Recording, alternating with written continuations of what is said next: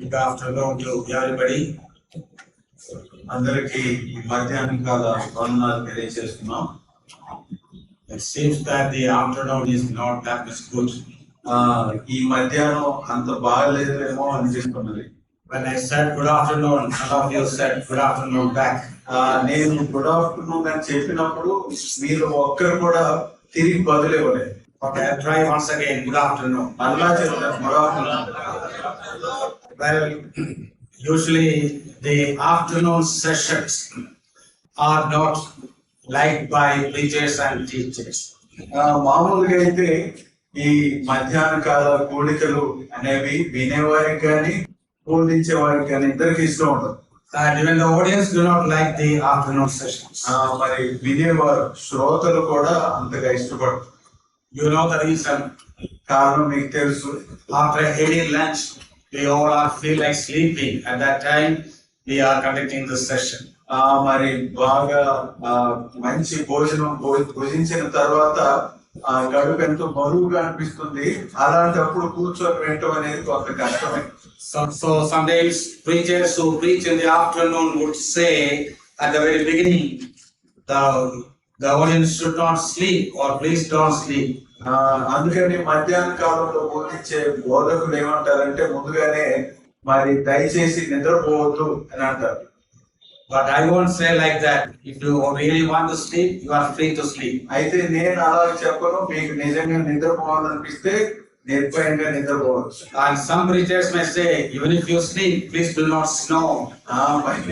ఇంకొంతమంది బోధకులు ఏమంటారంటే ఒకవేళ మీరు నిద్రపోయినా గొర్రెకు పెట్టవచ్చు అంటారు. I won't tell that also, but it is better not to snore.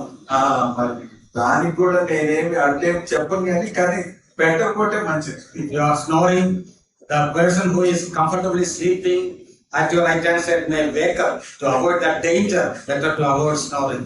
ఒకవేళ మీరు కనుక గొర్రెకు పెడుతున్నట్లయితే పక్కన నిద్రపోయి వేస్తారు కాబట్టి వాళ్ళకి అభ్యంతరకారంగా ఉండదు. So anyway, for the next 1 hour we have to be in the presence of God to hear God's word. అయితే మరి వచ్చే గంట పాటు ప్రభు సన్నిధిలో దేవుని వాక్యం వినడానికి మనం శ్రద్ధ పెడతాం.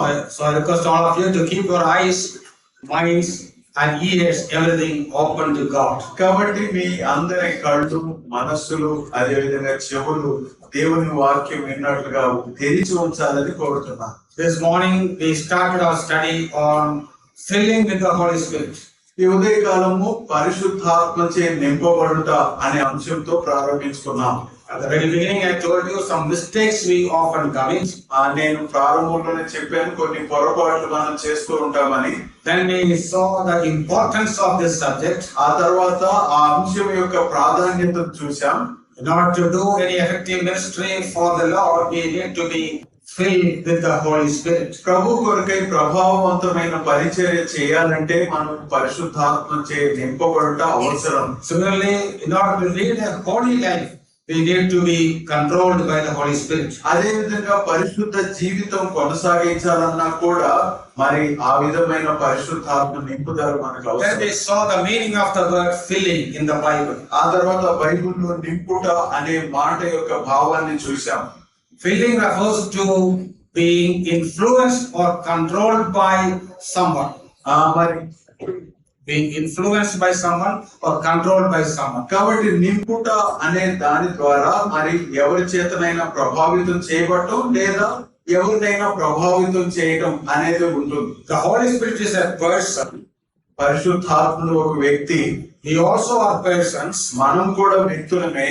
So when the Holy Spirit is filling us, He is influencing each and every one of us. కాబట్టి పరిశుద్ధాత్ముడు మనల్ని నింపుతూ ఉండగా మనలో ప్రతి ఒక్కరిని ఆయన ప్రభావితం చేస్తున్నాడు. All the illustrations and examples I gave you, I hope you still remember. నేను ఇప్పటికే అన్ని ఉదాహరణలు చెప్పాను కాబట్టి మీకు ఇంకా గుర్తుండే ఉంటాయని భావిస్తున్నాను. And finally I said, filling with the Holy Spirit does not mean we get more of the Spirit, rather the Spirit gets more of us. నేను ఎప్పటికే చెప్పాను పరిశుద్ధాత్మతో నింపుకోవటం అంటే మనము పరిశుద్ధాత్మని మరెక్కువగా పొందుకోవటం కాదు కానీ ఆయన మన మీద ఎక్కువగా ఆధిపత్యం వహించడం.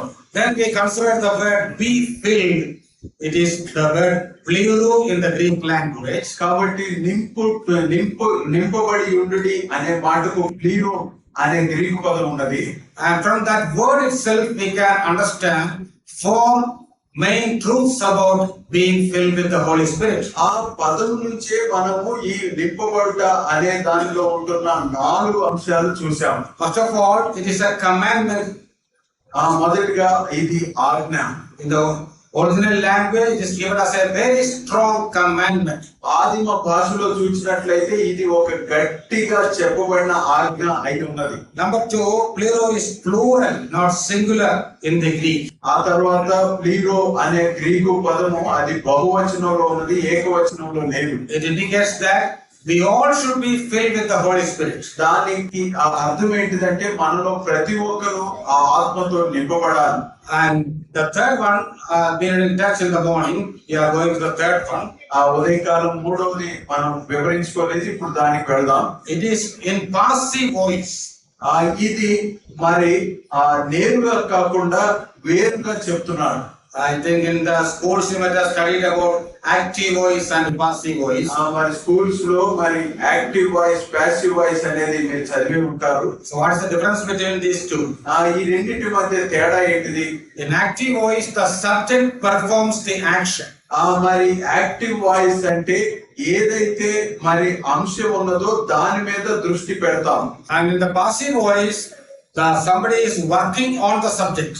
ఇంకొక ప్యాసివ్ వాయిస్ అన్నప్పుడు ఏంటంటే ఎవరో ఒకరు ఆ అంశం మీద పని చేస్తున్నట్లుగా భావం చెప్తాం. That means in passive voice, subject is acted upon by another person or another thing. కాబట్టి ప్యాసివ్ వాయిస్ లో ఏం చేస్తారంటే ఒక అంశం మీద మరొకరు ఎవరో పని చేస్తున్నట్లుగా మనం చెప్పే మాటను ఆ విధంగా తీసుకుంటాం. For example, Cain killed Abel.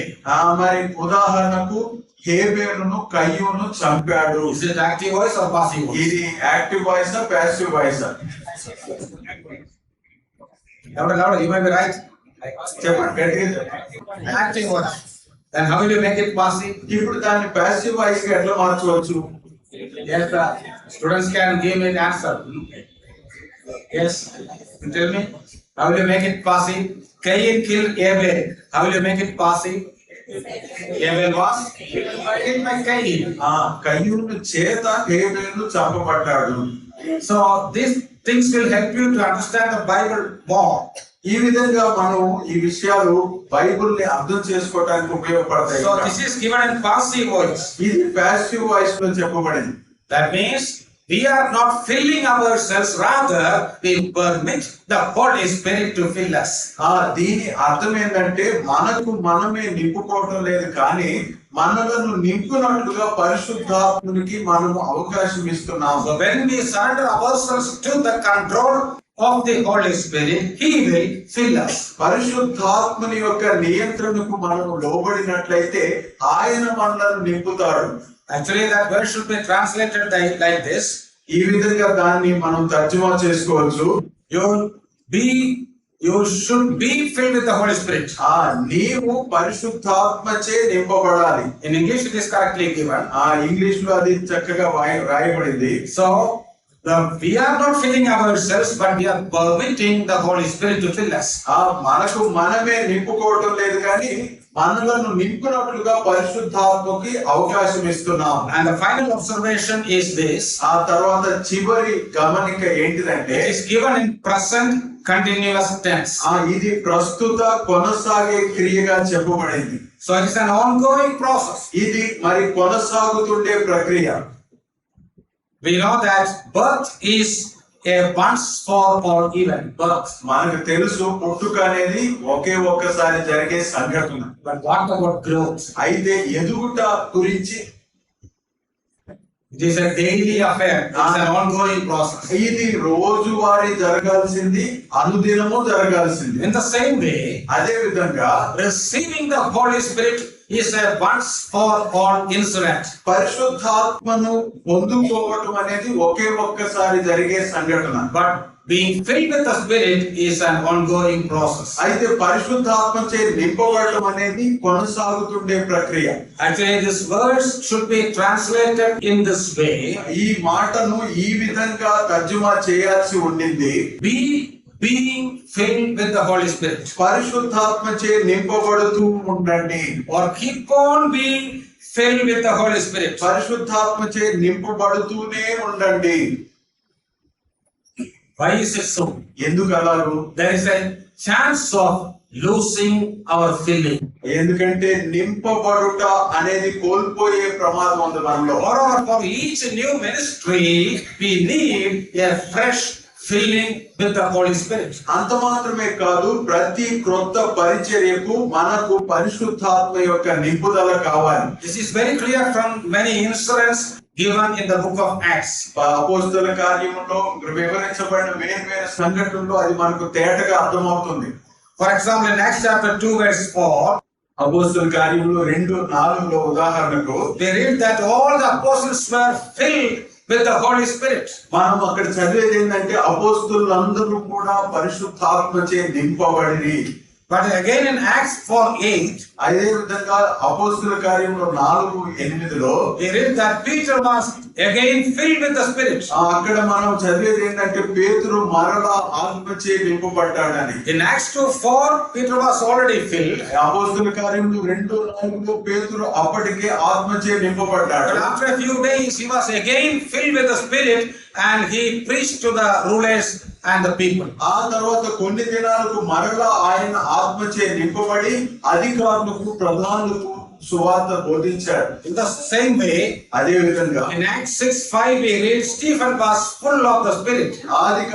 అపోస్తల కార్యములు 6:5 స్టెఫను ఆ పరిశుద్ధాత్మతో నిండుకొని ఉండెను అని చదువుతున్నాం. Again we read about him in Acts 7:55, just before his martyrdom, but he being full of the Holy Spirit. ఆ తర్వాత 7వ అధ్యాయం అపోస్తల కార్యములు 55వ వచనంలో ఆయన హతసాక్షి అవటానికి కొద్ది క్షణాల ముందు ఆయన పరిశుద్ధాత్మచే నింపబడి ఉండెను అని చదువుతున్నాం. What do all these incidents teach us? ఈ సంఘటనలన్నీ మనకి ఏమి నేర్పిస్తున్నాయి? Filling with the Spirit is not a once for all experience. కాబట్టి ఆత్మచే నింపబడటం అనేది ఒకే ఒక్కసారి జరిగే సంఘటన కాదు. It is an ongoing process. ఇది కొనసాగుతుండే ప్రక్రియ. Every day we have to be filled with the Holy Spirit. రోజువారీగా మనము ఆత్మచే నింపబడాలి.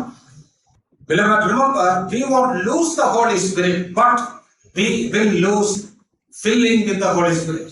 జ్ఞాపకం ఉంచుకోవాల్సింది ఏంటంటే పరిశుద్ధాత్మను మనం కోల్పోము, కానీ పరిశుద్ధాత్మ యొక్క నింపుదల కోల్పోయేదానికి అవకాశం ఉంది. That is why the Bible says, being filled with the Holy Spirit. అందుకని బైబిల్ చెప్తుంది పరిశుద్ధాత్మచే నింపబడుతూ ఉండండి అని. In the Old Testament times, there was a chance of losing the Spirit. ఆ పాత నిబంధనలో ఆత్మను కోల్పోయే ప్రమాదం ఉండింది. That is why in Psalm 51:11, David prays, will not take away your Holy Spirit from me. అందుకనే కీర్తన 51:11 దావీదు ప్రార్థన చేస్తూ నీ ఆత్మను నా యొద్ద నుండి తీసివేయకుము అంటున్నాడు. But in the New Testament, there is no chance of losing the Spirit. ఆ నూతన నిబంధనలో అయితే ఆత్మను కోల్పోయే ప్రమాదం లేదు. Just like our salvation is secure and eternal, receiving the Spirit also is a permanent affair. మన రక్షణ ఎలాగైతే భద్రమైనది నిత్యమైనదో అలాగే పరిశుద్ధాత్మ యొక్క అవకాశం కూడా మనకు అలాంటిదే. So that is about the 4 truths about being filled with the Holy Spirit. కాబట్టి పరిశుద్ధాత్మచే నింపబడుట అనే విషయంలో ఉన్న 4 సత్యాలు ఇవే. Now let me go to the next subtitle. ఇప్పుడు మరొక అంశానికి వెళ్తాను. Requirements for being filled with the Spirit. పరిశుద్ధాత్మచే నింపబడుటకు కావలసిన అర్హతలు. There are certain things we have to do to be filled with the Holy Spirit. పరిశుద్ధాత్మచే నింపబట్టుకు మనం చేయాల్సిన కొన్ని పనులు ఉన్నాయి. We are coming to the practical aspect.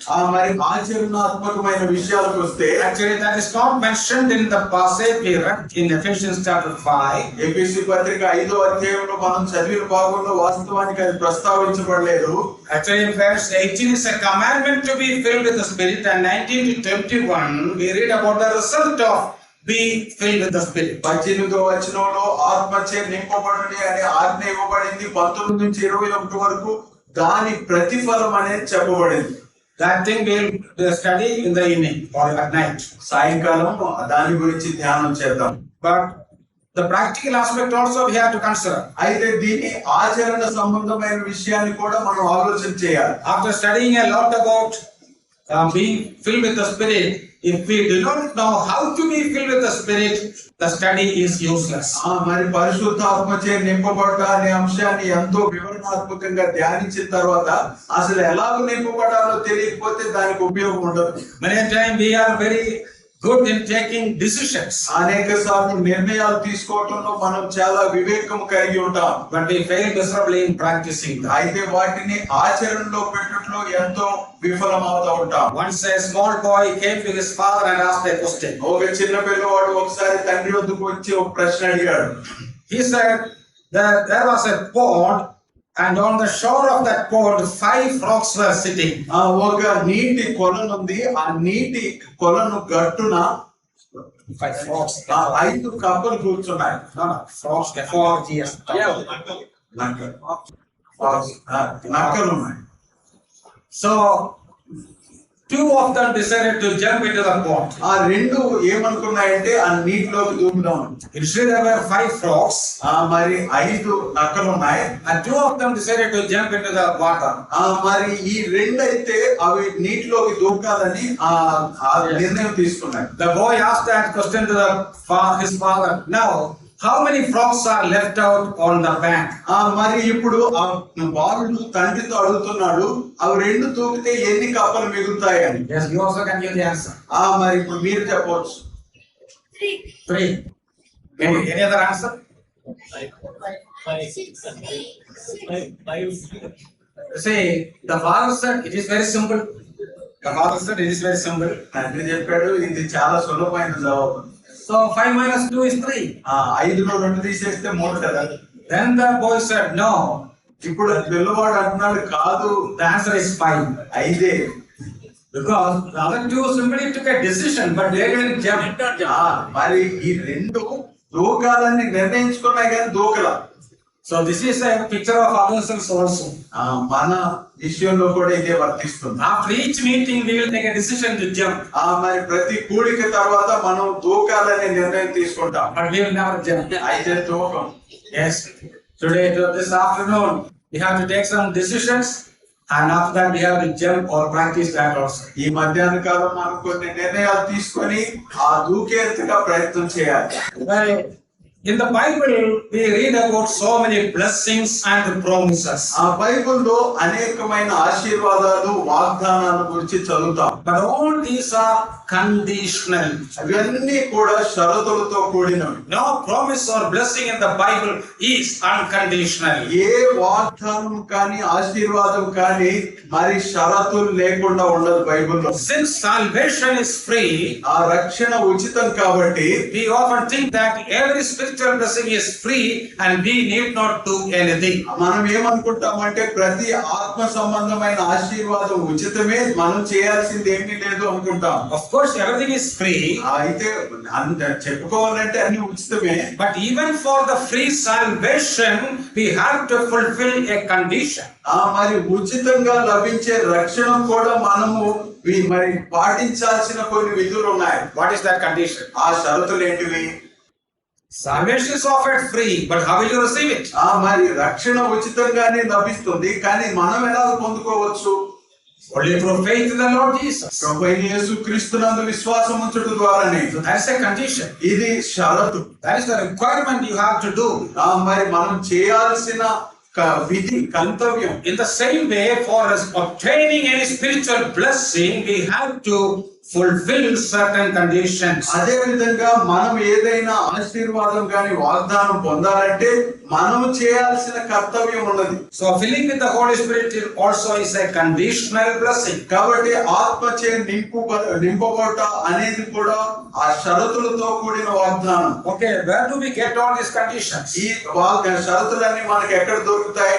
Nowhere in the New Testament we see a list of conditions. క్రొత్త నిబంధనలో ఎక్కడో కూడా ఈ షరతులన్నీ ఒక చోట వివరించినట్టుగా కనబడవు. There is no verse which openly says this is the condition for being filled with the Holy Spirit. ఏ వచనంలో కూడా పరిశుద్ధాత్మచే నింపబడాలంటే ఈ షరతులను పాటించాలి అని చెప్పదు. But indirectly they are mentioned in many passages. అయితే వేరు వేరు భాగాల్లో మరి నేరుగా కాకుండా వేరే విధంగా ఆ షరతులు మనకు చెప్తున్నారు.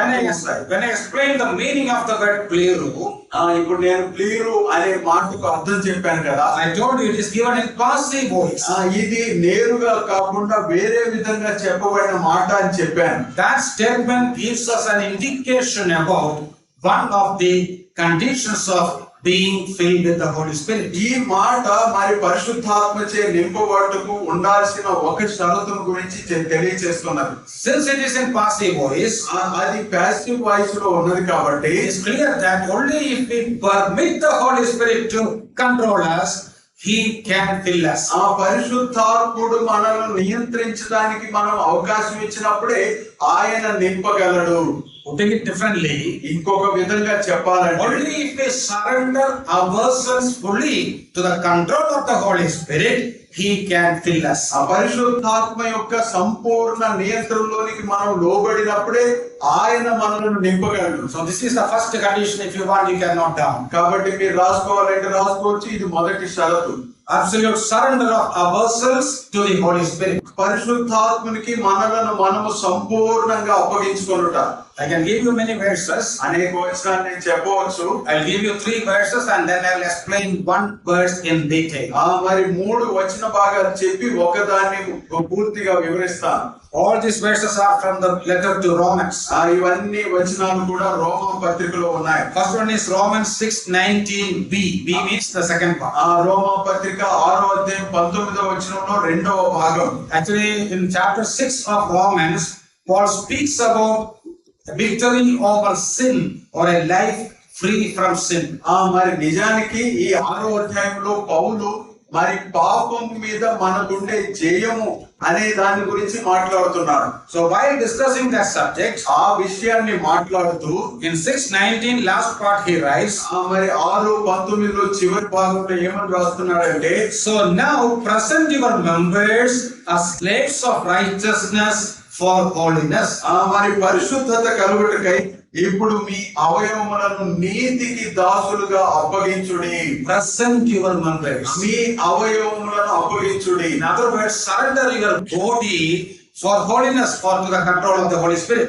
మరి ఇంకొక మాటలో చెప్పాలంటే పరిశుద్ధత కలగాలంటే, పరిశుద్ధాత్మ యొక్క నింపుదల కలగాలంటే ఆయనకు మీ అవయవములన్నీ అప్పగించుకోండి. That same idea we see in Romans 12:1 also. రోమా పత్రిక 12:1లో కూడా అదే భావాన్ని మనం చూస్తాం. I beseech you therefore, brethren, by the mercies of God, that you present your bodies, very clearly it is written, you present your bodies a living sacrifice, holy, acceptable to God, which is your reasonable service. కాబట్టి సహోదరులారా, పరిశుద్ధమును దేవునికి అనుకూలమైన సజీవ యాగంగా మీ శరీరములను ఆయనకు సమర్పించుకొనుడని దేవుని వాత్సల్యమును బట్టి మిమ్మల్ని బతిమాలుకొనుచున్నాను. Romans 6:19 says, present your members. Members means members of our body. రోమా 6:19లోనేమో అవయవములు అనగా మన శరీరములోని భాగాలు అని చెప్తున్నాడు. Romans 12:1 clearly says, present your bodies. ఇక్కడ రోమా 12:1లో మన శరీరమును అని స్పష్టంగా Of చెప్తున్నాడు. course, we cannot surrender our body alone. When we surrender our body, we are surrendering ourselves fully to the control of God. నిజానికి మనలను మనం సంపూర్తిగా సమర్పించుకోకుండా కేవలం శరీరాన్ని సమర్పించడం అనేది అది సాధ్యమయ్యే పని కాదు. Then in Romans 8:13, ఇప్పుడు రోమా పత్రిక 8:13లో it is more clearly explained. ఇంకా వివరంగా అది చెప్పబడింది. So Romans 8:13, all of you can take that passage. ఆ రోమ పత్రిక 8:13 మీరు అందరూ రాసుకోవచ్చు. Every word is important in that verse. ఆ వచనంలో ప్రతి పదము అవసరమైనదే. It begins with the word for if you live. If the word if is there. If. Okay. If is there. ఆ ఎడల అనే మాట కనపడుతుంది. Probably in English there's the if is a separate word. In many Indian languages it will come along with other words. మరి English లో అయితే తప్పక అనే మాట వస్తుంది, ఇక్కడ మనకేమో ఎడల అనే మాట కనపడుతుంది. So what is the meaning of if? ఇప్పుడు అయితే చేసినట్లయితే అనే మాటకు అర్థం ఏంటి? If is a word of condition. మరి చేసినట్లయితే అనేది అది ఒక షరతు. You see, 2 times the word if is coming in that verse. ఆ వచనంలో ఇఫ్ అనే మాట ఇంగ్లీష్ లో 2 సార్లు వస్తున్నది. If you live according to the flesh and if you live by the spirit. మరి శరీరానుసారముగా జీవించిన ఎడల, ఆత్మానుసారముగా జీవించిన ఎడల. So this verse indicates that there are 2 possibilities of living for each Christian.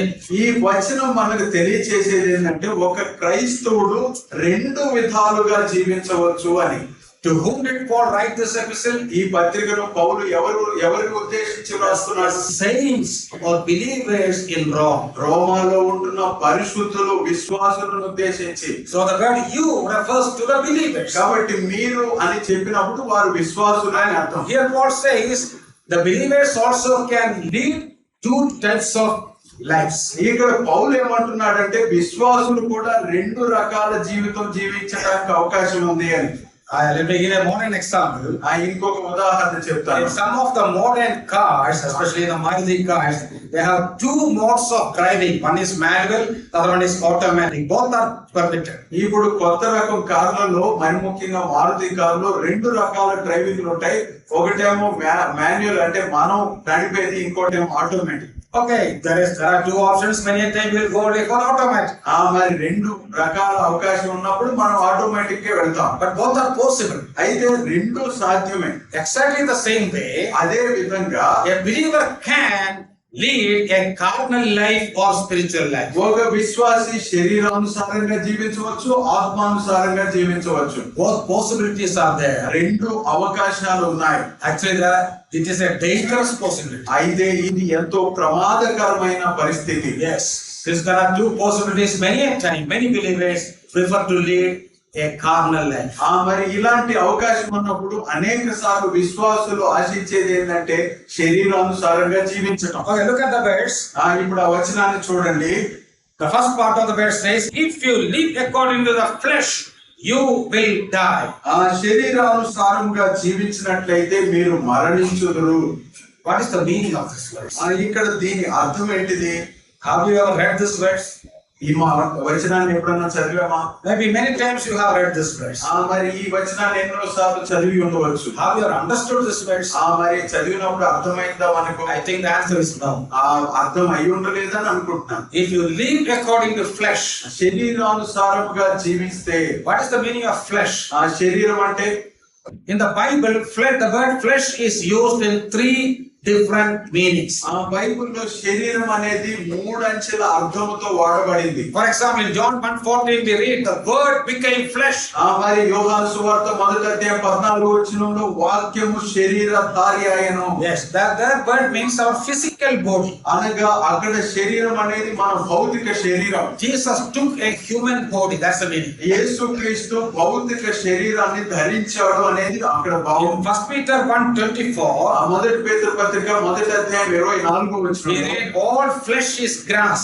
మరి సమస్త శరీరులు గడ్డి వంటి వారు అంటున్నారు. And their flesh refers to all human beings. అక్కడ శరీరులు లేదా శరీరం అన్నప్పుడు మానవ మాతృలు అని అర్థం. But in the book of Romans, many a time the word flesh refers to our sinful nature. అయితే రోమా పత్రికలో శరీరము అనబడి వాడబడినప్పుడు అది మన పాప స్వభావం గురించి తెలియజేస్తున్నది. Do you believe that we have got a sinful nature? మనకు పాప స్వభావం ఉందని మీరు నమ్ముతున్నారా? What is your answer? ఏం చెప్తారు? Do we have a sinful nature? మనకు పాప స్వభావం ఉందా? Yes. That is also called the Adamic nature. దానిని ఆదాము స్వభావం అని కూడా పిలవచ్చు. If you are born from Adam, you will definitely have this Adamic sinful nature. ఆదాము నుంచి పుట్టినట్లయితే తప్పకుండా ఆదాము యొక్క స్వభావాన్ని సంతరించుకొని ఉంటాం. In the school we study about the theory of evolution. The science teaches that we have come from the monkey. మరి స్కూల్లో అయితే మరి ఎవల్యూషన్ గురించి చదువుతూ మానవుడు కోతి నుంచి పుట్టాడని చెప్తూ ఉంటారు. How many of you believe that you have come from monkey? కోతి నుంచి పుట్టామని ఎంతమంది నమ్ముతారు? All the children of monkey can raise your hand. మరి కోతి నుంచి పుట్టాము అని చెప్పేవాళ్ళు చేయొద్దు. Somebody who is sleeping may raise your hand. నిద్రపోయేవాళ్ళు చేతులు ఎత్తడానికి అవకాశం. So we all are born from Adam, not from monkey. కాబట్టి మనం ఎవరు కోతుల నుంచి పుట్టలేదు, ఆదాము నుంచే పుట్టుకొచ్చాం. All this nonsense we have to study in the school in order to get marks. Marks రావడానికి పాఠశాలలో ఇదంతా చదవాల్సిందే. But whatever the Bible says is true. అయితే బైబిల్ ఏం చెప్తుందో అదే సత్యం. We all are the children of Adam. మనం అందరము ఆదాము పిల్లలం.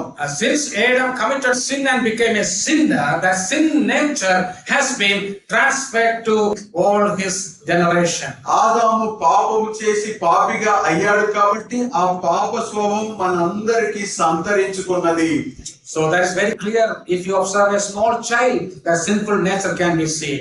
మరి ఇది స్పష్టంగా అర్థమవుతుంది. ఒక చిన్న పిల్లవాడిని చూసినా ఆ పాప స్వభావం ఎలా ఉందో మనకు తెలుస్తుంది. Okay, at the time of conversion or salvation, what did happen? అయితే రక్షణ పొందిన సమయంలో ఆ మార్పులో జరిగేది ఏంటిది? Understand this truth very clearly. ఈ సత్యాన్ని జాగ్రత్తగా అర్థం చేసుకోండి. God did not remove our old sinful nature. దేవుడు మన పాత పాప స్వభావాన్ని తీసివేయలేదు.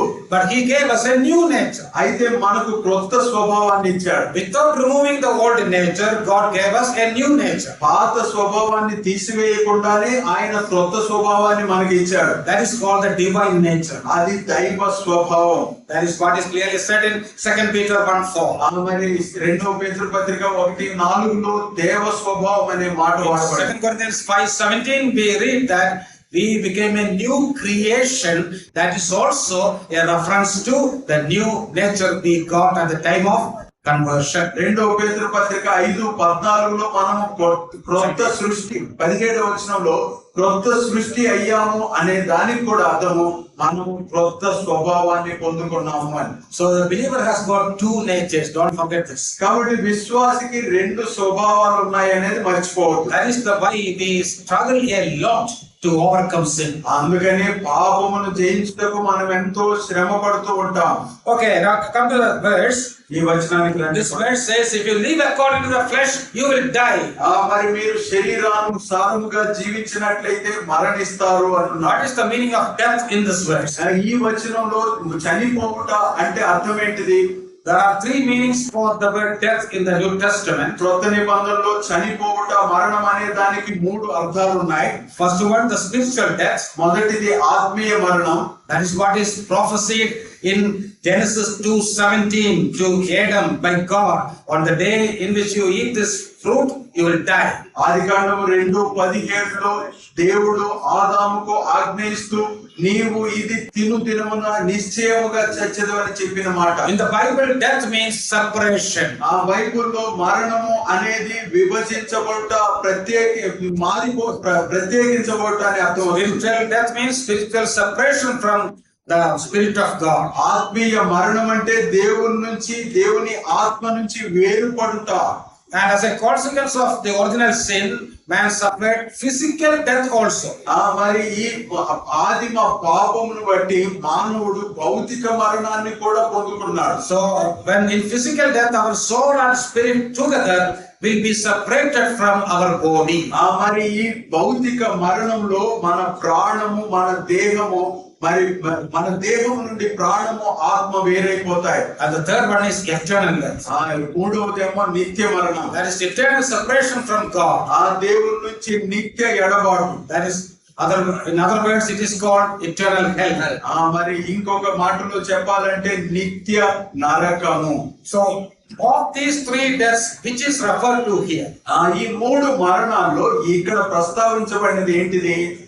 We cannot directly say it will fall into any of these categories. మరి ఈ మూడిట్లో ఏదో ఒక దాంట్లో ఇది వస్తుంది అని మనం చెప్పలేము To నేరుగా. understand this verse, we have to consider Revelation 3:1 also.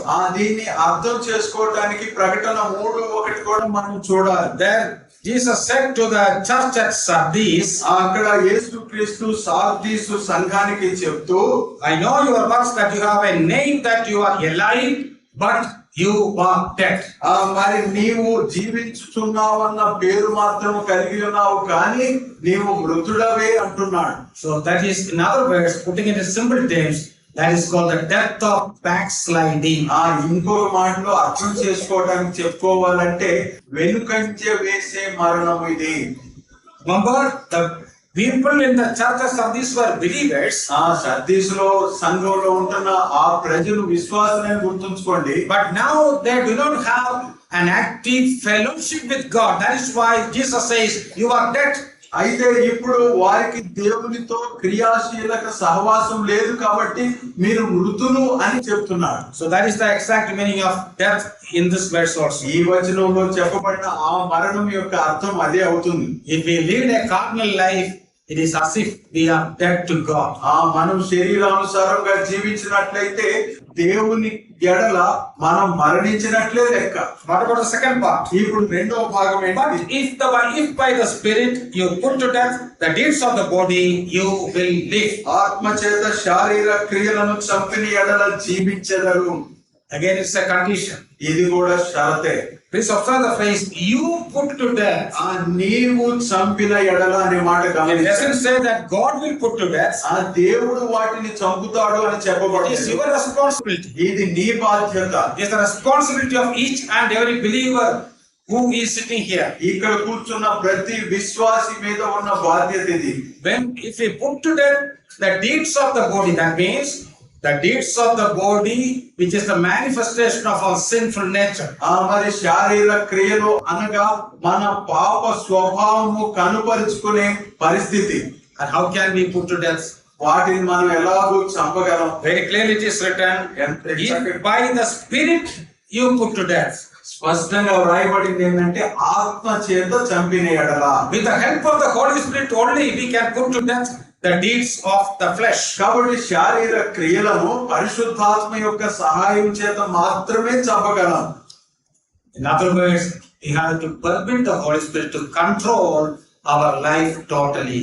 ఇంకొక మాటలో చెప్పాలంటే మన జీవితాన్ని పూర్తి నియంత్రణలోకి తీసుకోవడానికి పరిశుద్ధాత్మకు స్వేచ్ఛ ఇవ్వాలి. The Holy Spirit who is within us will prompt us to do many things. పరిశుద్ధాత్మ మనలో ఉంటుండగా మనము అనేక పనులు చేయటానికి పురికొల్పుతాడు. And we have to say yes to all the promptings of the Spirit. ఆయనకు పురికొల్పులన్నిటికీ కూడా మనము సానుకూలంగా స్పందించాలి. And keep on saying no to the promptings of the flesh. అదే సమయంలో శరీరము ఏ విషయాల్లో అయితే పురికొల్పుతుందో వాటికి కాదు అని చెప్పాలి. Then if you do so, what will you get? You will live. You will live. మరి మనం అలా చేసినట్లయితే మనం జీవిస్తాం. So what is the meaning of life here? ఇప్పుడు ఇక్కడ జీవము అనే మాటకు అర్థం ఏంటిది? So this is the life that Jesus promised in John 10:10. యోహాను సువార్త 10:10లో యేసుక్రీస్తు వాగ్దానం చేసిన జీవము ఇదే. John 10:10 second part we read. యోహాను సువార్త 10:10లో రెండవ భాగం మనం చదివినట్లయితే These are the words of the Lord Jesus. ఇవి యేసుక్రీస్తు మాటలు. I have come that they may have life and that they may have it more abundantly. మరి వారికి జీవము కలుగుటకును సమృద్ధిగా కలుగుటకును నేను వచ్చి తిని అంటున్నారు. Yes, this is called abundant life. ఇది సమృద్ధి జీవం. So that is the meaning of Canaan life in the New Testament. మరి ఇది కానాను జీవము అని క్రొత్త నిబంధనలో వర్ణించబడింది. Canaan in the Old Testament is not a picture of heaven, it is the picture of abundant life or spirit filled life. పాత నిబంధనలో కానాను అంటే పరలోకం కాదు కానీ సమృద్ధి కలిగిన పరలోక సంబంధిత జీవమై ఉన్నది.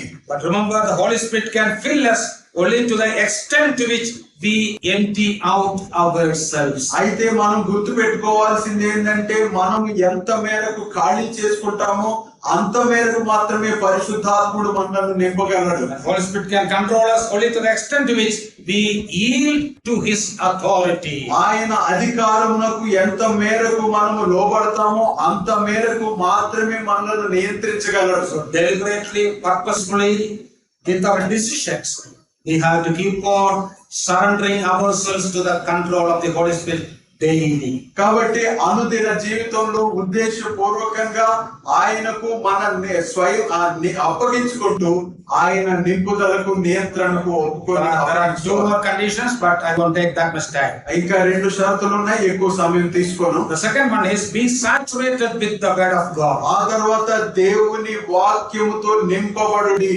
In Colossians 3:16, కొలసీ పత్రిక 3:16లో that also is a parallel passage to Ephesians 5:19 and 19 to 21. ఎఫెసు పత్రిక 5:19-21 భాగానికి సమరూపంగా ఉంటుంది అది. There Paul says you have to be filled with the word of God. మీరు దేవుని వాక్యముతో నింపబడాలి అని చెప్తున్నారు పౌలు. And if you compare these two passages, ఈ 2 భాగములను మీరు గనుక పోల్చి చూస్తే the result of being filled with the Holy Spirit పరిశుద్ధాత్మచే నింపబడుట యొక్క ఫలితము and the result of being filled with the word of God are one and the same.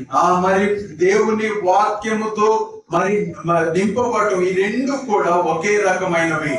So without we are filling our hearts with God's word, we can never be filled or controlled by the Holy Spirit. దేవుని వాక్యము చేత మనము నింపబడకుండా పరిశుద్ధాత్మ చే నింపబడటానికి అవకాశం ఉండదు. In fact, when we fill our hearts and minds with God's word, the Spirit of God will use that word to control our lives. మరి ఎప్పుడైతే దేవుని వాక్యం మనలో సమృద్ధిగా నింపబడి నివసిస్తుందో పరిశుద్ధాత్ముడు ఆయన ఆ వాక్యాన్ని మనం జీవించడానికి ఉపయోగిస్తాడు. How can we fill our minds with God's word? మన మనస్సులను దేవుని వాక్యంతో నింపుకోవడం ఎలా సాధ్యపడుతుంది? There is no shortcut. దానికి తక్కువ దారి ఏమీ లేదు. It is by reading, meditating and memorizing God's words. అది దేవుని వాక్యం చదవడం ద్వారా, ధ్యానించడం ద్వారా, జ్ఞాపకం పెట్టుకోవడం ద్వారా మాత్రమే We సాధ్యం. often think that memorizing the Bible verses are the duty of Sunday school children. మనం ఏమనుకుంటామంటే ఈ బైబిల్ వాక్యాలను కంఠస్థం చేయడం అనేది కేవలం చిన్న పిల్లలు చేసే And when we పని. read Psalm 1:2, అయితే కీర్తన 1-2 చూసినట్లయితే who is the blessed man? మరి ఆశీర్వదింపబడిన వ్యక్తి ఎవరు? Yes, the blessed man is the one whose delight is in the law of the Lord, and in his law he meditates day and night. యెహోవా ధర్మశాస్త్రం నందు ఆనందించుచు దివారాత్రము దాన్ని ధ్యానించువాడు ధన్యులు. In Psalm 119:11, 119వ కీర్తన 11వ వచనంలో the psalmist writes, "Your word I have hidden in my heart, మరి నీ వాక్యమును నా హృదయములో ఉంచుకొని ఉన్నాను, that I may not sin against you." నేను నీ ఎదుట పాపము చేయకుండానట్లు. Where do we keep the word of God? దేవుని వాక్యమును మనం ఎక్కడ ఉంచుకోగలము? We often keep the word of God on the table or in the shelf. మనము అనేక సార్లు బల్ల మీద అయినా లేకపోతే షెల్ఫ్ లోనైనా దేవుని వాక్యాన్ని But ఉంచుతాం. the psalmist says, "I have hidden your word in my heart or mind." అయితే కీర్తనకారుడు అంటున్నాడు, నీ వాక్యము నా హృదయంలో నా మనస్సులో ఉంచుకొని ఉన్నాను. So what about our daily life? ఇప్పుడు మన అనుదిన జీవిత సంగతి ఏంటిది? Let me give you a challenge. నేను ఒక సవాలు మీకు వేస్తాను. See, we often criticize Muslims, Muslims మనం విమర్శిస్తూ ఉంటాం. but there's one good quality we have to learn from them. అయితే వారి నుంచి నేర్చుకోవాల్సిన ఒక మంచి లక్షణం ఉన్నది. From the very early childhood, every Muslim boy or girl will start by hearting their Quran. అతి పిన్న వయస్సు నుంచే కూడా ప్రతి పిల్లలు కూడా ముస్లిం వారు మరి వారి ఖురాన్ నేర్చుకుంటూ ఉంటారు. And moreover, in order to teach Quran, their teachers or ustads have to by heart the whole Quran in Arabic. ఇంకొక మాట ఏంటంటే ఆ ఖురాన్ ని బోధించాలంటే వారికి ఎవరైతే బోధిస్తారో వారు అరబిక్ భాషలో ఆ ఖురాన్ యొక్క వచనాలన్నీ నేర్చుకోవాలి. It's a very tedious task, but they are willing to do that. అది ఎంతో కష్టమైన పని, కానీ వారు ఆ పని చేయడానికి ఇష్టపడుతున్నారు. What about our condition? ఇప్పుడు మన పరిస్థితి ఏంటిది? We often say that it is God's word.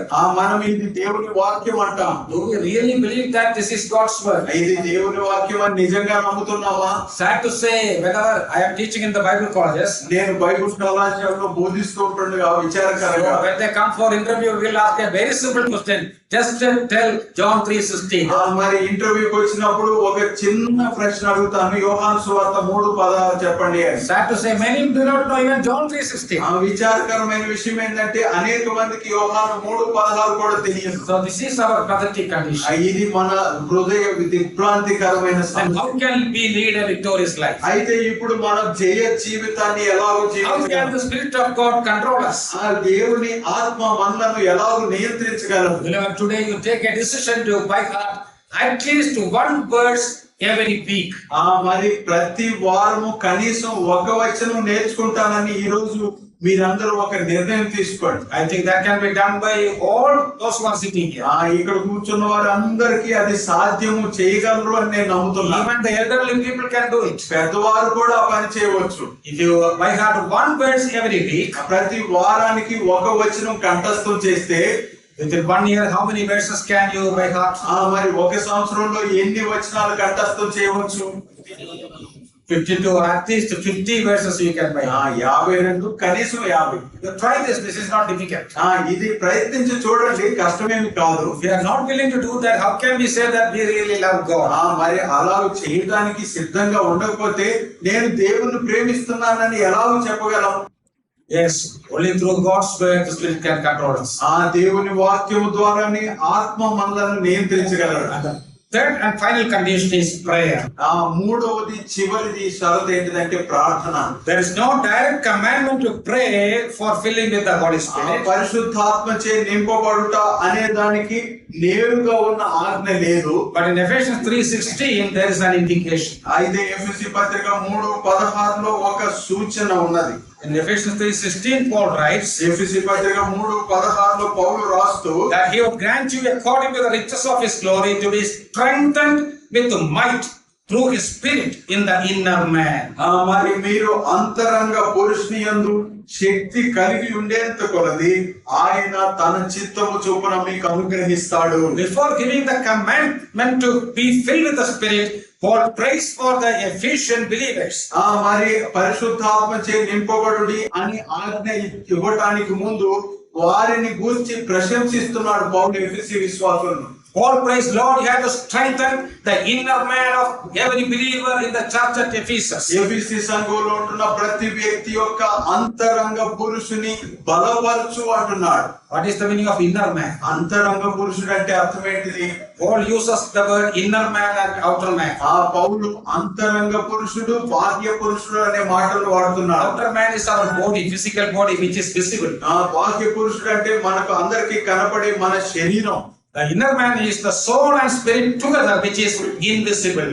మరి అదృశ్యంగా ఉంటున్న లోపల ఉంటున్న ప్రాణము ఆత్మ కలిసి ఉన్నది అంతరంగ పురుషుడు. So here Paul prays for the strengthening of the inner man with the Holy Spirit. పరిశుద్ధాత్మచే అంతరంగ పురుషుడు బలపరచబడాలని ప్రార్థన చేస్తున్నాడు పౌలు. In other words, Paul is praying for helping the believers to be filled with the Holy Spirit. ఇంకొక మాటలో చెప్పాలంటే పౌలు చేస్తున్న ప్రార్థన ఏమిటంటే పరిశుద్ధాత్మ విశ్వాసుల్లో నింపబడాలి, దానికి సహాయం చేయని ప్రార్థిస్తున్నాడు. Yes, we also have to pray for filling with the Holy Spirit. కాబట్టి మనం కూడా పరిశుద్ధాత్మ నింపుదల కొరకు ప్రార్థించాలి. A model we can see in Acts chapter 4 verse 31.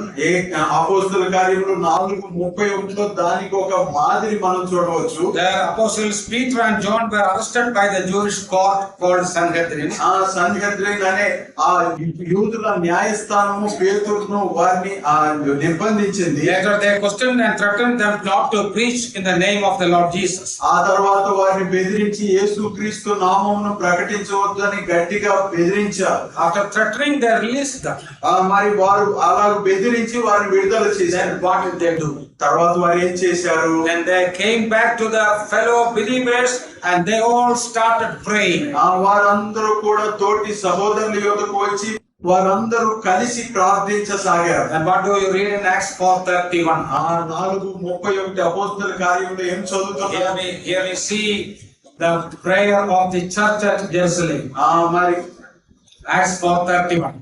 4:31 ప్రార్థన చేసిన సంఘము ఆ విషయాన్ని మనం చూస్తున్నాం. And when they have prayed, the place where they were assembled together was shaken. వారు ప్రార్థించుచుండగా వారు కూర్చున్న స్థలము కంపించెను అని చూస్తున్నాం. What is the next sentence? ఆ తర్వాత ఏమి జరిగింది చూడండి. They were all filled with the Holy Spirit and they spoke the word of God with boldness. అప్పుడు వారందరూ పరిశుద్ధాత్మతో నిండిన వారి దేవుని వాక్యమును ధైర్యముగా బోధించిరి. See, this is the result of prayer. ఆ ప్రార్థన ఫలితం ఇదే. Actually, they didn't simply pray as just like a mantra, oh Lord, fill us, fill us. They didn't pray like that. నిజానికి వారు ఒక మంత్రం లాగా ప్రభువా మమ్మల్ని నింపండి నింపండి అని ప్రార్థించలేదు. But they have been praying for the courage for preaching God's word. వారు ఎలాగో ప్రార్థిస్తున్నారంటే దేవుని వాక్యాన్ని బోధించడానికి ధైర్యం ప్రభువా అని ప్రార్థించారు. It was a prayer in the context of persecution. మరి శ్రమల మధ్య చేసిన ప్రార్థన ఇది. But what was the result? అయితే ఫలితం ఏమి? They were all filled with the Holy Spirit. వారందరూ పరిశుద్ధాత్మతో నింపబడ్డారు. So there is a link between prayer and being filled with the Spirit. కాబట్టి ప్రార్థనకు పరిశుద్ధాత్మచే నింపబడుటకు ఒక సంబంధం అనేది ఉన్నది. What is the link? ఆ సంబంధం ఏంటిది? You see, whenever we pray, either in private or in public, రహస్యంగా గాని బహిరంగంగా గాని మనం ప్రార్థించిన we are supposed to confess our sins and pray to the Lord. మనము మన పాపములను ఒప్పుకొని ప్రభువుకు ప్రార్థించాలి. Whenever we confess our sins, మన పాపములను ఎప్పుడైతే ఒప్పుకుంటామో the hindrance to be filled with the Holy Spirit will be removed.